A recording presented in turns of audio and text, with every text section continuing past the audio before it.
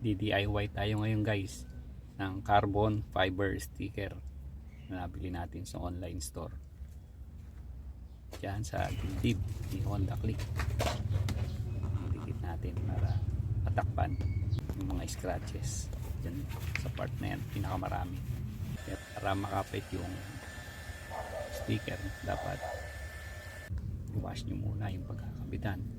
Dapat walang oil or wax para siguradong makapit. Yan, i-install na natin siya. Initan lang natin gamit ng heat gun ng konti at sabay hila. Tapos hagurin natin. Yun, ganun lang kasimple. Dapat may overlapping guys para paghila natin. Yan, ikakat na natin sa mga heads. Sa bandang taas, tapos sa may bandang baba, angat na rin natin yan. Hagurin lang natin. Tapos yan, yung bandang taas. Hindi naman masyadong babara ng heat gun, baka man masunog. 5 to 6 seconds lang na yun. Ganda ito kasi dalawang kuto lang nangyari kasi kinulang yung carbon fiber, yung sukat, kaya tinatong ko na lang sa kabilang side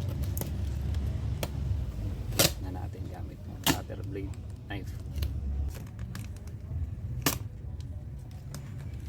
Tapos yung mga dulo sa mga edge ay nitga natin para lumapat yung sticker. Ito kasi yung part na to ang pinaka maraming gasgas na fairing yan sa dibdib yung Honda Click.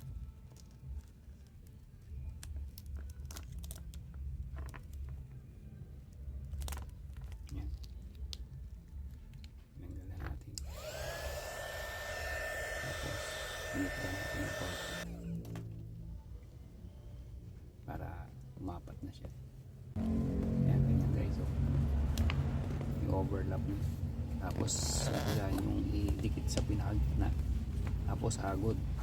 Hila, hagod.